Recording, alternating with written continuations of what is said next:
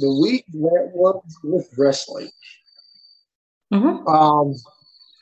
We've got the WWE draft thus far. Night one, I won't say it was uneventful, to say the least, but shakeups and call-ups of NXT, good deal. Decent SmackDown for the 2-year anniversary of Friday Night SmackDown on Fox. I do like the fact that we're getting the executives of Fox and USA Network helping out with who to put on their program since they're paying for it. I do enjoy that. The Miz, for those who have been wondering where he's been lately, he's now learning to cha-cha on Dancing with the Stars on ABC, hosted by Tyra Banks. Mm-hmm. So if anybody is wondering, is hoping to vote for The Miz, let's hope everybody will watch an episode of Dancing with the Stars, because he will be the first male dancer from the WWE to possibly win the Ballroom Trophy, followed by Nikki Bella. Nice.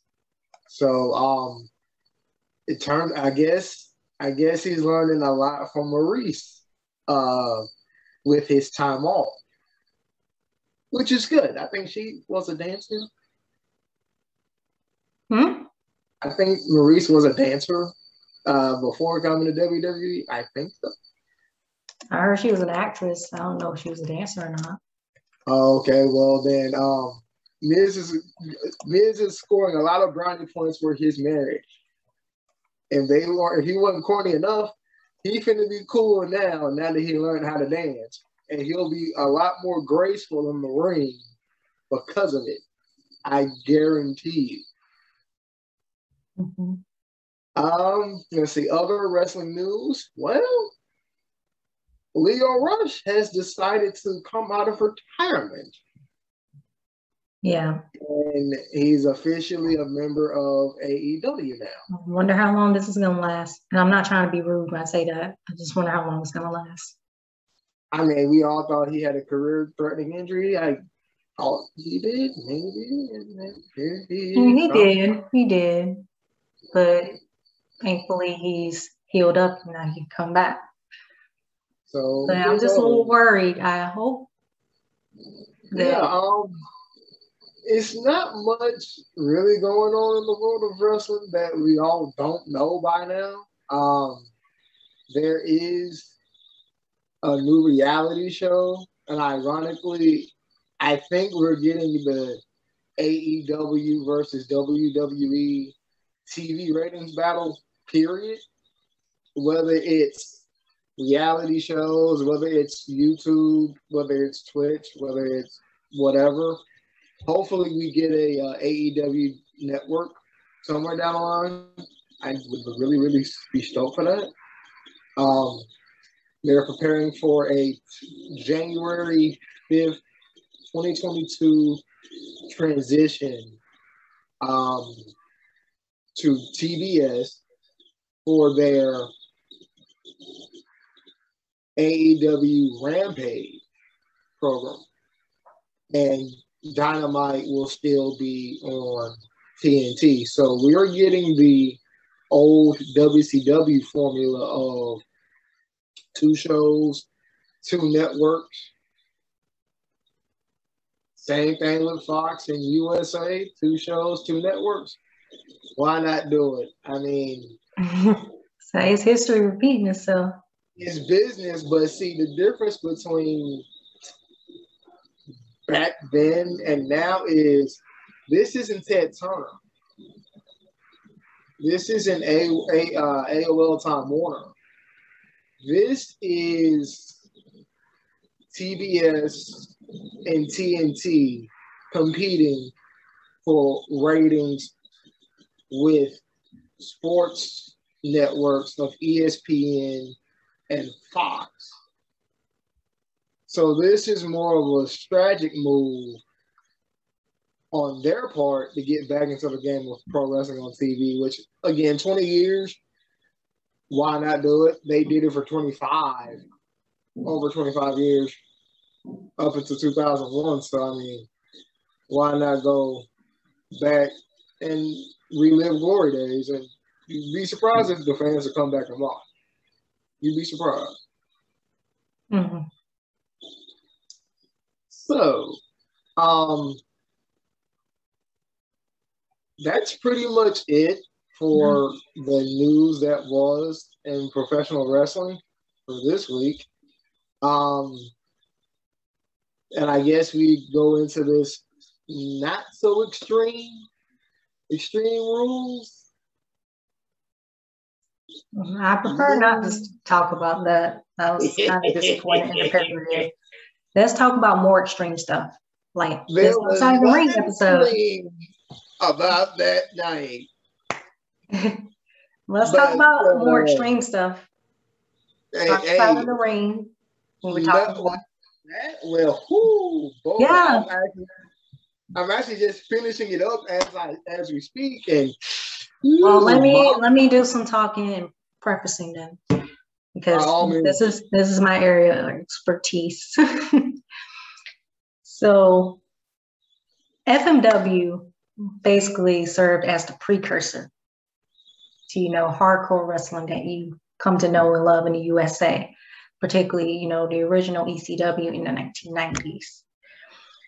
And I think what's incredible about that is that Atsushi Onita was not always that extreme wrestler, but he took his inspirations from, wrestling overseas. And I remember him saying in the episode Dark Side of the Ring how he kind of felt that hardcore wrestling was somewhat originated in Tennessee, which I thought was pretty interesting because in those territorial days, it wasn't really extreme, so to speak, but I've noticed even when I watch those matches where if they get outside and like in the audience and they're like more like close and up close and personal while doing their spots, the audience gets more riled up. And then when you add like weapons, like say like trash cans or chairs or kendo sticks and whatnot, the audience would get a little more, into it.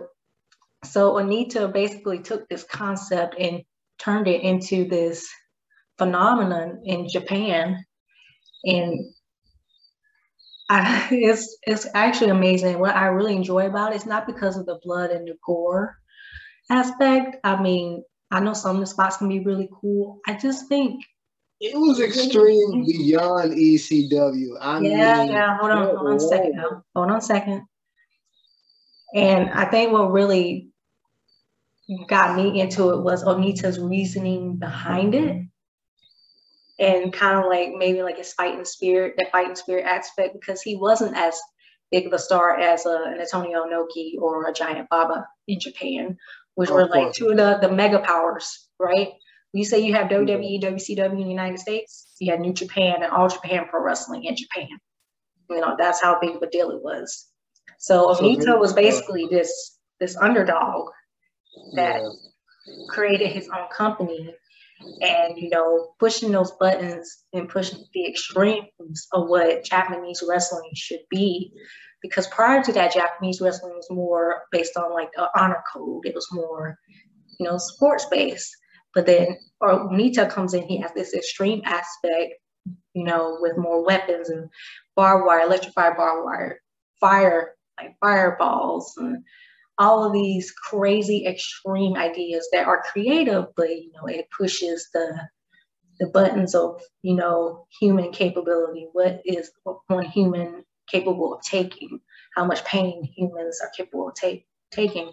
And the way this man wrestles, you would think he was from another planet, because I guess that man just has like an extremely high tolerance for pain, and it really reflected in his, in his matches.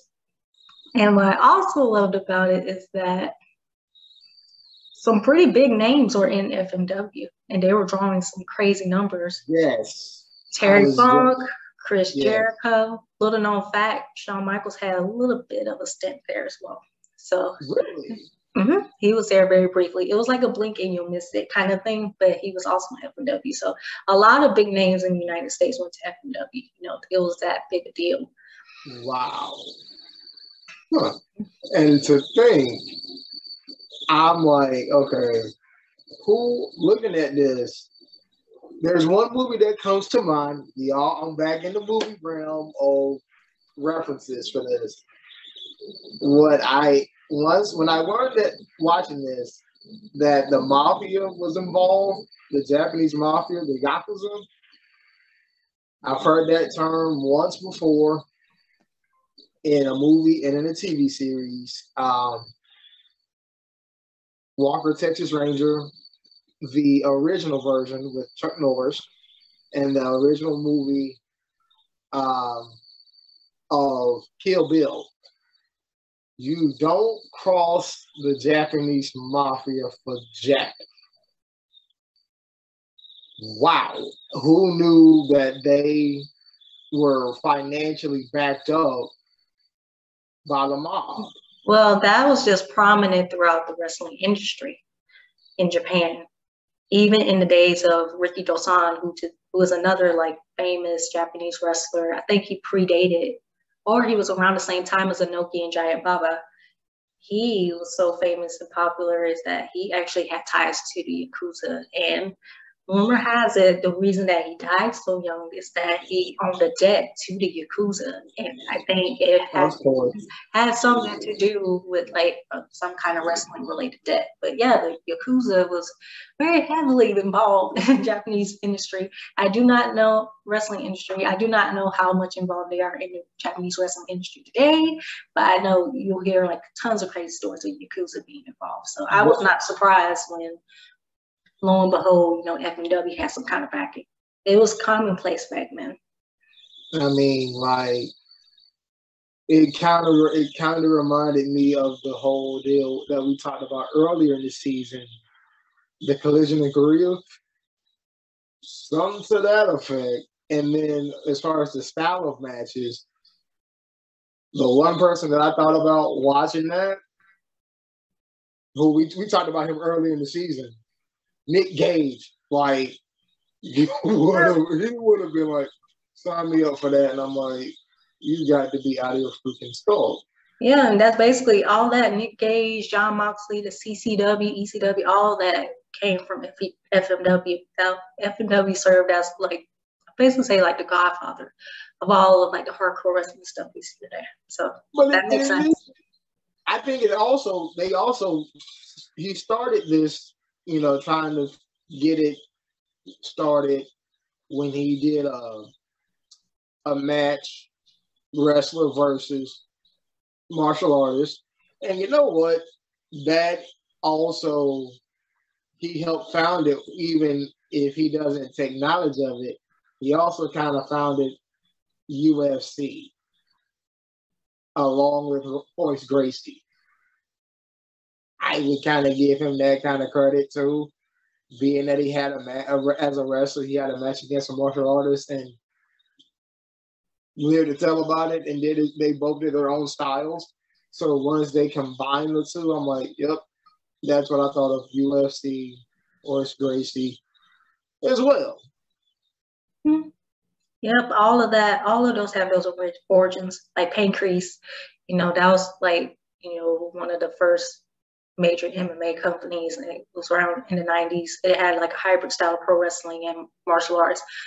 Now, or you might as well say MMA, and you know that very shoot style fighting was prevalent in that company as well. But I think another thing I want to talk about in regards to, you know, this episode, I just find it kind of cool that a lot of these concept matches that Onita came up with, he said that basically all of these ideas like were born from his imagination. I was like, this man has a very wild imagination. And my favorite FMW match ever, well, I have a couple, but my favorite one ever was a women's match. And Mick Foley actually mentioned her. in the Is that the one in the where episode. Her name is Megumi Kudo, and she had a match against, I think her name was Combat Toyota, and it was Toyota's retirement match. And it was a title unification match, and it was in a barbed wire deathmatch situation. But the thing is,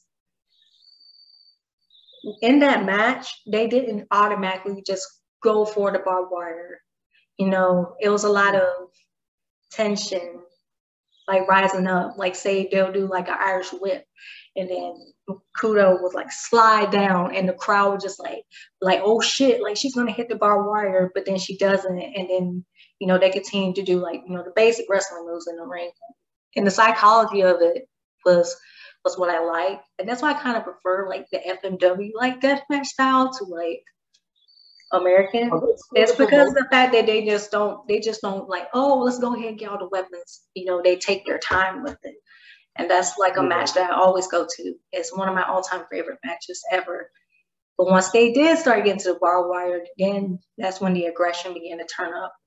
And I think that's kind of what I think Onita was getting at with that fighting spirit, but, you know, turn it up to a 10, you know, with the violence and the weaponry, you know, hardcore style.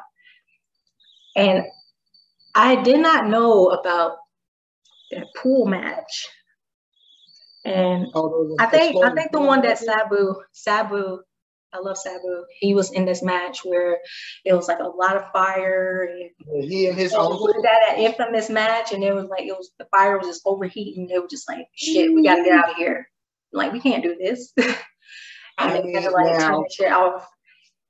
The crazy part about, here's the thing I find odd about Sabu speaking about this is he did his thing in ECW. He also did his thing in WCW for a really brief moment. And Eric Bischoff, it was noted as saying he's a nutcase. I never should have hired him because he did a regular match with Alex Wright on the early days of Monday Nitro. Mm-hmm. And of course, it was a straight regular match. He actually won the match, but he gave a precursor to the hardcore style in WCW before they even had a hardcore division, getting a table and literally. I know what you're talking about. And, you know, that's the way Sabu was feeling. I'm like, dude. But what I do find odd is that he self did his cuts when he wanted to avoid stitches with glue and whatever. And every time I saw him, he looked worse and worse. Like, man, I know I have tough skin, but nah, dude, I'm gonna have to. If I gotta get stitched up, I'm gonna get stitched up. I mean, maybe that was just his way of selling his character. We don't know, or he was just batshit crazy at that time. That's crazy because, believe it or not, he's still wrestling. Believe it or not. Yes, he is. At Impact Wrestling, mm-hmm. And is still able to go. You're right. That shit crazy is the best way to describe that style of wrestling. And just, wow. I mean, to hear Chris Jericho and Mick Foley tell stories, you're like, how much knowledge and how long have they been wrestling? Because Chris Jericho's only 50. Yeah, but he started in 1990. So he was like 20-some years old, 19 or 20. Okay, so he was born the year I was born. So great year for the Lionheart. Yes, yes. 90s are the best. No doubt about it. I forgot about Mick, though. I don't know when Mick started wrestling. Believe it or not, Mick Foley got 2 chances with WWE, believe it or not, in a 10-year period. He actually wrestled in 1986 when Hogan was there, when Warrior was there, and you still had the Sheik and you had Andre and what have you. and Mr. T with WrestleMania 2. And Vince at the time just felt that there was nothing for Mick. And fired him, came back. It's odd he comes back 10 years later and then becomes the iconic hardcore legend with stints in ECW and WCW and his legendary matches with Vader and other people, that Sting, which, you know, he had his style that predecessed in Japan, and he manifested it even better here in the States this second go around. So, and speaking of Mick Foley, I believe he and Mickie James have a reality show coming up. I don't know much of the details about it. But, let's talk about that later. I don't, but that's just something I saw in a recent photo of them two together. They're promoting a new reality show in the near future. So shout out to James and Mickie. Okay, let's go back to the episode. So I think one of the saddest parts about, you know, FMW was after Onita retired in 1995, that was kind of like when the downfall began to happen. Obviously, when, you know, they gave the ring announcer of all people total control, the power, you know, for booking and, you know, making, you know, the company decisions. And then on top of that, you know, their debts to the Yakuza were beginning to rise. I think right around closing, you know, FMW was $3 million in debt. And then the ring announcer who was running the company, he was in another $1 million in debt. So he basically committed suicide, you know, so the life insurance policy that he had left over could pay off the debt. Yeah, but that's the part around that right now. His daughters. Hold on a second. I'm not finished. But I think one of the good things that came out of it was the fact that they saw something in 𝘱𝑗𝑎𝑏𝑢𝑠ℎ, who is a legendary high flyer, and, you know, his high flying style influenced a lot of the wrestlers that you see today. You know, whether it be AJ Styles or Evan Bourne, you know, the Young Bucks, you know, all of these incredible high flyers, in their movesets, you see a little bit of 𝘱𝑗𝑎𝑏𝑢𝑠ℎ in there. But a part of that tragedy is that, you know, with that high risk, you know, he took a spot. I think he was trying to do a Phoenix Splash. Then he landed and he was like paralyzed like that. And it's really sad because he's one of my all-time favorite wrestlers. And on top of that, I think from what his daughter said in the episode, it took him like over a decade to really begin like truly walking again and like being on a cane. Granted, he did in 2002, like after FMW initially closed, he was like, well, he had to be like held up with assistance order for him to like really walk. And that was like a tearjerker. I admit, I cried when I watched that part of the episode. But it just really goes to show that like Onita's baby was basically taken from him, and he was trying to get back in the company. And I think the way he went about it, it was just like, oh, this is my company, therefore I should be the ace. But they wanted to push 𝘱𝑗𝑎𝑏𝑢𝑠ℎ. So I guess there was a point of contention between, you know, Onita and then, you know, the ring announcer, I cannot remember his name right now, who was like basically running the show, and they forced him out of his own company, which, you know, I really think is fucked up because he's the one that founded it himself. But now he comes in and he's trying to like get some kind of, you know, control, because granted he sold it, so I can understand from that. But just like basically throw him out like he's nothing, like he didn't put like that effort to, you know, grow the company, you know, it's kind of fucked up. And FMW was initially supposed to like make a comeback in 2015. And I got really hyped about it because I was just like, oh my God, I want to see like what it's gonna look like now. And, you know, 𝘱𝑗𝑎𝑏𝑢𝑠ℎ was gonna be like the the executive producer or whatnot of the promotion. And what was really sad though is that Hayabusa unfortunately passed away at 47 years old. And since then, I haven't really heard too much about FMW, like what's the deal, what's going on, if they're even going to try and do everything. You know, I think Hayabusa passed away, I think 2016. So it's been like 5 years and I haven't really like heard too much of anything about what's going to happen with FMW. So it's kind of like one of those big what ifs.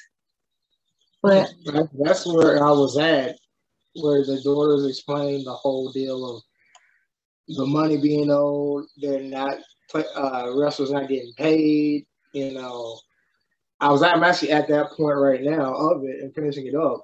So I'm like, I can see this is what's happened with promoters of other companies not named WCW and not named WWE.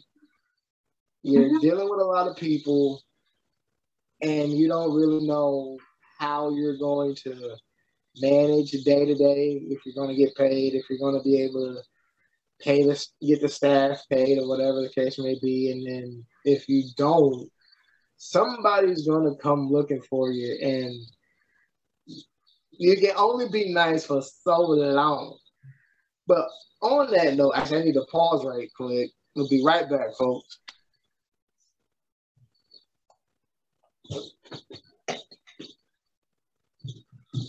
Thank you, folks. We're back. Started to get a little dark here, so just had to handle some things and getting some lighting. So I think a question for you I would have is, what were some of your big takeaways from the episode? What were things that stood out to you, or things that you probably have more questions about? It could be about anything. It could be about just Onita or just like the company in general. Well, I think the questions that I would probably come out from this is how many companies literally try to be upstarts and try to compete with the WWF and WCW, sort of like how the NFL, National Football League, had like 4 or 5 other leagues start up in the late mid-'80s and try to compete with them for TV ratings. Well, you have to remember this is Japan, so this is an entirely different sector. So I'm pretty sure Onita was even trying to compete with those companies.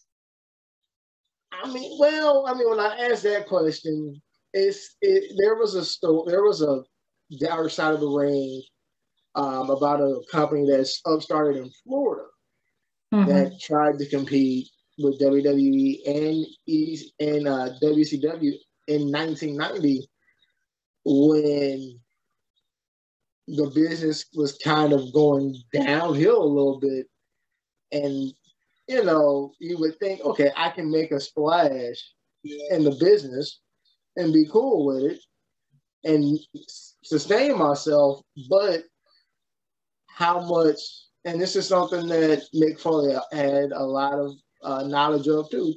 He worked for this gentleman and it turned out he couldn't do anything once they kind of got their bearings a little bit, because the guy had a coke addiction and a prostitute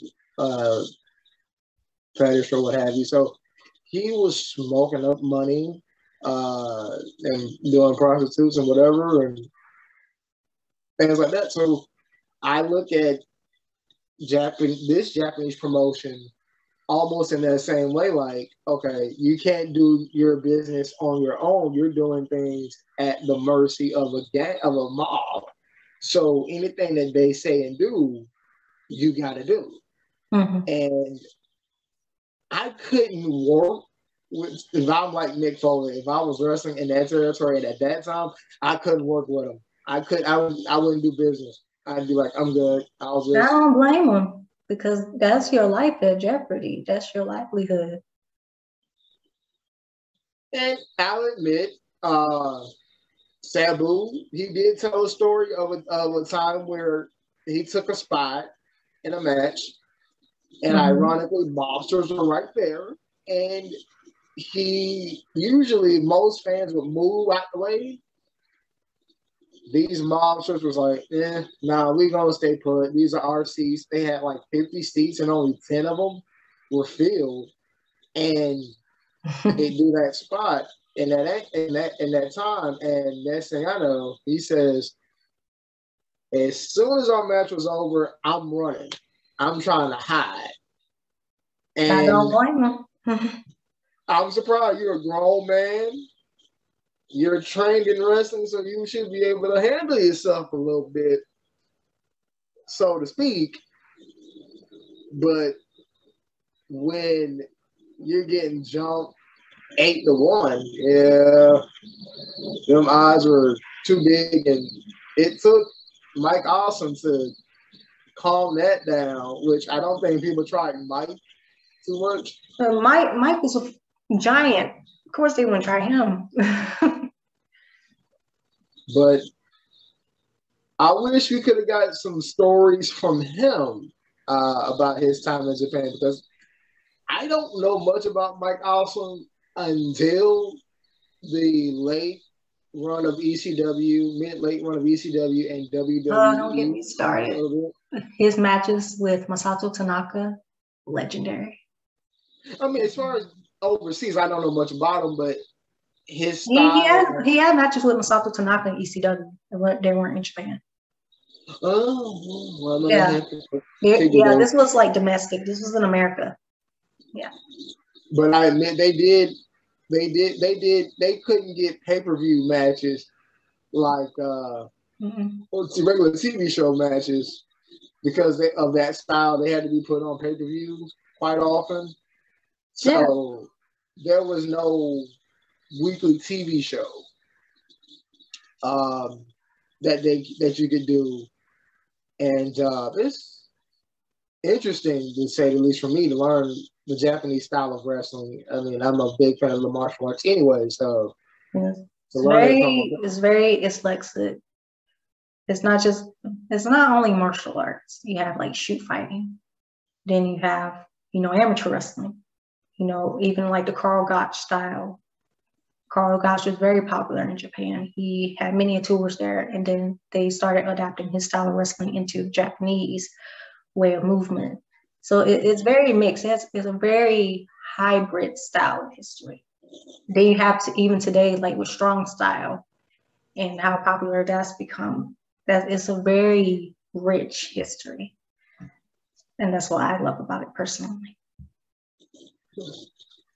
Yeah, hopefully we get a way to watch it overseas more often.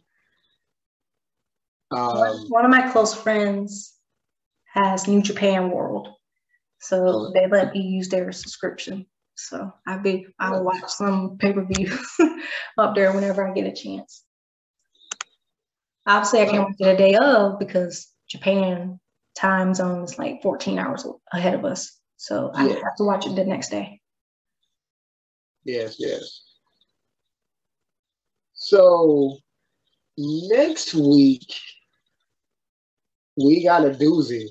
I've already pre-looked at the channel guide for next week. What's up for next week? Oh boy. Gangs, bikes, robbery, a made-for-TV drama. Who was the center on?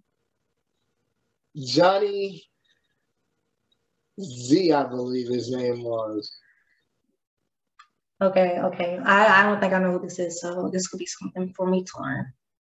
Yeah, I don't either, but Chris Jericho is in this, so obviously. I'm pretty sure Jericho knows something. And actually, the return of James Cornette. So thank God he's back for this one, because I'm pretty sure Jim Cornette knows a lot about this. Then I'm gonna learn a lot. Yeah, this one. I mean, I won't give away what it's, but if you ever watch a crime show in the early 80s, mid 90s, of like your in the heat of the night Walker Texas Ranger type deal, and you had your cop and robber type thing, it's some in the lines of this. just to kind of give you a visual. That's what it's something in the lines of this. So I'm interested to see what this is about. This is the first episode where I don't know anything, so I'm just going in. It's something. Oh yeah. It's just hearing the title, I'm like, okay, yep. This is gonna be a doozy. Lord have mercy. And we are not even anywhere done. We still have �々𝘷𝘪𝘶𝑉's story to speak on. I believe they didn't do a Dark Side of the Ring, but they did do a Vice docu on China. Yeah, I still need to look at that. It's some things there, ladies and gentlemen. We do have, starting this Friday, the start of the 2021 King and Queen of the Ring tournament. Yeah, but I'm thinking about doing a little bit of something on that. Like kind of like a prediction or analysis or something. Don't hold me up to it though. I'm gonna do something with it. Yes. And everything will culminate from Saudi Arabia, Crown Jewel, on Thursday, October 21st, 1 o'clock Eastern Time. So this one is an afternoon show. I'm watching it anyhow, so I gotta take a peek at it. Yeah, don't miss it because it'll be gone before you know. So it's like a 3-hour deal. So it starts at 1 o'clock. You'll be done by your 5 o'clock news hour. So I like stuff like that. Afternoons, I don't have to watch half the night. In the afternoon, I can get it done. So I'm looking forward. And it's right in the middle of Dark Side of the Ring, so we all just get to clean up, sweep right after that. So it's all good. Yep. So I'm ready for it. I'm pretty interested to see what's going to go down, what's going to happen, especially with the build up to it, but also the actual event. So I'm looking forward to it. So yeah, we finally get a tournament for the ladies. I think this is one of those things that Mickie James was wanting to do after the Mae Young Classic, because we haven't had a Mae Young Classic in a couple of years. Yeah, it's been 3 years since that's happened. And this was one of those things that Mickie wanted to do before she was released, and they told her no. So she took her power and went to NWA, and they were able to get what she wanted, that WWE kind of scoffed at and said, yeah, this isn't going to work again. So congrats to Mickie. Yes.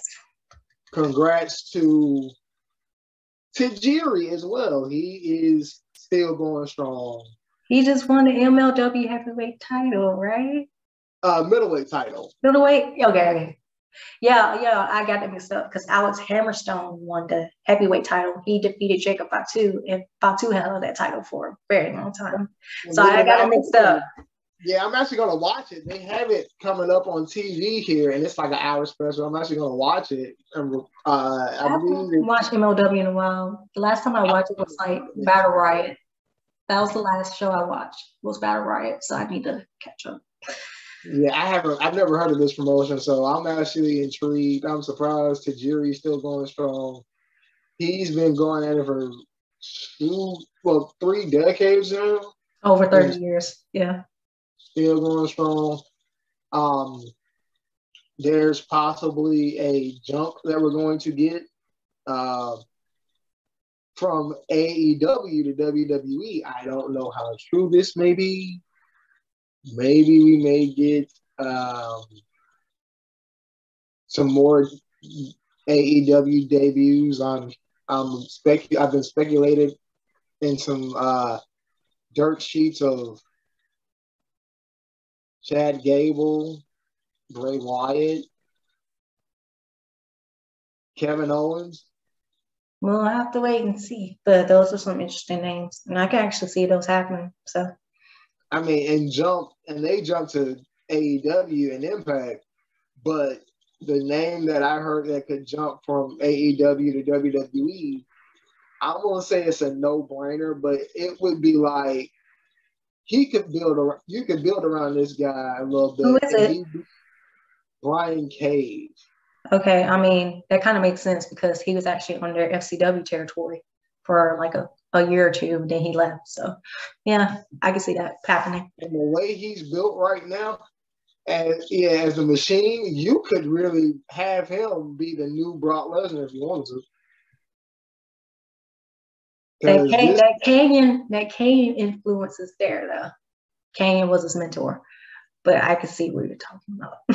I mean, that's the name. I'm just like, okay, he jumped ship because he was for a year and a half or so a big fish in a small pond in Impact Wrestling and tore it up, and he's tearing it up in AEW. And I think he tore it up in Lucha Underground. I still watch Lucha Underground every now and then. It's on like Tubi TV, the app for free, so I'll go watch it every now and then. And he was amazing.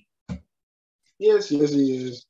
He even wrestled the wrestling coach who now owns WWA for indie wrestling promotion, and I'm a friend of his.